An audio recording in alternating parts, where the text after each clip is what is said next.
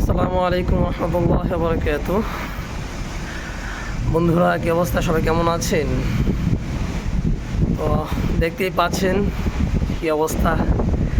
Gas করুন তো, এখন কয়টা বাজতে পারে দেখি। কে কি বলতে পারেন অবশ্যই কমেন্টে জানান। অনেকেই হয়তো গ্যাস করবে যে রাত বা সন্ধ্যা। ভাই, এটা রাতও না সন্ধ্যাও না ভাই, এটা হচ্ছে এখন ফজরের টাইম। আমরা ফজর নামাজ পড়ে, একটু আগে ফজর নামাজ পড়ে আমরা এখন আমল করলাম।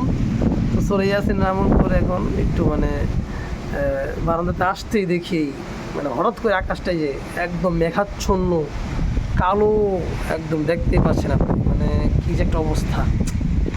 কালকেও কিন্তু আমি ভিডিও করছি একটা মাগরিবের আসরের সময়, আসরের আজান নামাজের আগ দিয়ে ঠিক এরকম অন্ধকার নেমে আসছে। এখনও এত পরিমাণ বাতাস, আওয়াজ, এত বিকট আওয়াজ বাতাসের, বাঁশির মতো শু করতেছে। কী যে একটা অবস্থা। আসলে একটা হাদিসে পড়ছিলাম যে এই যে দুর্যোগ, এই যে প্রাকৃতিক দুর্যোগটা, এটা আসলে ভয়ঙ্কর রূপে আসার কারণ কি জানেন? যখন মানুষ ব্যভিচার করে, যখন মানুষ খুন খারাপি করে অতিরিক্ত, তখনই আল্লাহ রাব্বুল আলামিন আমাদেরকে নমুনা হিসেবে এই প্রাকৃতিক দুর্যোগগুলা দেখায় দেয়। এই প্রাকৃতিক দুর্যোগগুলো আমাদেরকে উপভোগ করায়। তো আসলে আমরা কবে যে শুধরাবো আমরা জানি না। যে বাংলাদেশে যে বর্তমানে যে কী একটা অবস্থা, চারিদিকে ধর্ষণ, খুন, যদি একটু মোবাইলে ঢুকি, কি বলবো আমি, নিজেকে আমি স্থির রাখতে পারি না। ঠিক আছে, দেখেন এরকম পরিস্থিতি দেখলে কার না ভয় লাগে। দেখেন, একটু আগে আমরা ফজর নামাজ পড়ে মাত্র সূরা ইয়াসিন তেলাওয়াত করে এখন একটু বসলাম। আকাশটা পরিষ্কারই ছিল, হঠাৎ করে এরকম অন্ধকার চলে আসবে ভাবতেও পারি নাই। খুব আসলে আমি খুব ভয় পেয়ে গেছি আমি। ঠিক আছে, আমার ছাত্ররাও খুব ভয় পেয়ে গেছে, ওরা সবাই ভিতরে গিয়ে গেছে, ওদেরকে বসাই দিয়েছে, ওরা কোরআন তেলাওয়াত করতেছে। তো আমরা এই কোরআন তেলাওয়াতের মাধ্যমে আমরা বেঁচে আছি, আমরা আসলে ভালো আছি এই কোরআনের মাধ্যমে, এই কোরআনের কারণেই। নাহলে ভাই কবে ধ্বংস হয়ে যেতাম। কারণ বাংলাদেশ এখন যা হয়েছে, প্রতিটা দিন ছোটো ছোটো মাসুম বাচ্চাদেরকে পর্যন্ত ছাড় দিতেছে না নরপিচাসরা, কোলাঙ্গারেরা, ছোটো ছোটো মাসুম বাচ্চাদেরকে পর্যন্ত ওরা ভোগ করতেছে। রুচি কোথায় গিয়ে পড়ছে। বাবার কাছে মেয়ে নিরাপদ পাচ্ছে না, মায়ের কাছে পাচ্ছে না, মা পর্যন্ত পরকীয়ার ফাঁদে পড়ে সন্তানকে মেরে ফেলছে, মার সামনে সন্তানকে ধর্ষণ করতেছে, তারপরেও কে প্রেমিক, এরকম হাজার ঘটনা আমরা তো প্রতিনিয়ত শুনতেছি।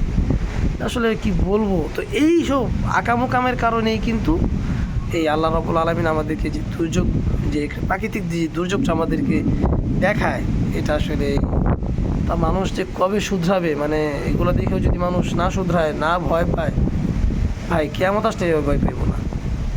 যখন ওর উপরে, যখন সূর্যটা ওর মাথার উপরে এসে যখন পড়বো, তখন গিয়ে ওর মাথায় মস্তিষ্ক যখন গলা শুরু করবো, তখন গিয়া বুদ্ধি আসবো। তখন বুদ্ধি আসলে তো লাভ নাই, তখন হুঁশ আসলে লাভ আছে। হুঁশ আসতে হবে এখন। যাই হোক, অনেকগুলো কথা বলে ফেলছি। তো আল্লাহ রাব্বুল আলামিন আমাদেরকে সকল প্রকার বিপদ আপদ থেকে, সকল প্রকার বালা মুসিবত থেকে, এরকম প্রাকৃতিক দুর্যোগ, ভয়ানক দুর্যোগ থেকে আমাদেরকে হেফাজত করুন। যারা টিনের ঘরে বা ছোট করে ঘরে আছেন, তাদের যে কী কষ্ট, কী অবস্থা হচ্ছে, ঠিক না? আসলে কথা আছে না যে একজন দুষ করলে এলাকার পুরো সবার উপরে একটা বিপদ চলে আসে। তো আল্লাহ রাব্বুল আলামিন বাইচা কাউকে আযাব দেয় না। ঠিক আছে, আযাব দেয় আমাদের পাশের যে বন্ধুটা খারাপ কাজ করতেছে, খুন করতেছে, ব্যভিচার করতেছে, ওর কারণে কিন্তু আমরাও এই আযাবের ভিতরে পড়ে যাচ্ছি। তো এটা আমাদের খেয়াল রাখতে হবে যে আল্লাহ রাব্বুল আলামিন কোরআনে বলছে, ইয়া আইয়ুহাল ইনসানু কু আনফুসাকুম ওয়া আহলিকুম নার। ঠিক আছে, একটা আয়াত আছে। তো এই আয়াতে আল্লাহ তাআলা এটাই বুঝেছে যে তুমি নিজেও বাঁচো, নিজের কি আহাল, সহপাঠী, পরিবার পরিজন, আরও যারা আছে, মোট কথা আমি মুমিন, আমি মুসলমান, আমার আরেক মুসলমান ভাইকে আমার বাঁচাতে হবে। নইলে ওর কারণে দেখা যায় কি আমিও ধ্বংসের মধ্যে পড়ে যাব। যাই হোক, আল্লাহ রাব্বুল আলামিন আমাদের সকলকে হেফাজত করুন। সবাই দোয়া করবেন। আর ফজর নামাজটা অনেকেই পড়েন না ভাই, ফজর নামাজটা পড়ার চেষ্টা করুন। ফজরের এই যে মানে বরকতময় যে ফজরটা, আসলে এটা সবাই পায় না, এটা সবাই উপভোগ করতে পারে না ভাই। এই জন্য আসুন আমরা সবাই নামাজ পড়ি ৫ ওয়াক্ত, আল্লাহর হুকুম মেনে চলি, ঠিক আছে? আল্লাহর হুকুম রাসূলের তরিকা অনুযায়ী আমরা যদি চলাফেরা করতে পারি, তাহলে ভাই আর কিচ্ছু লাগবে না, কিচ্ছু লাগবে না ভাই। আপনি যে কাজই করেন না কেন, আপনি যেখানেই থাকেন না কেন, যেটাই করেন না কেন, আল্লাহ এবং তার রাসূলের হুকুম এবং তার তরিকা অনুযায়ী আপনি করেন, দেখবেন ওটা ইবাদত হয়ে যাবে ভাই। কোনো ভয় থাকবে না, কোনো ই থাকবে না। প্রতিটা কাজের সেকেন্ডে সেকেন্ডে আমরা নেকি লাভ করতে থাকবো।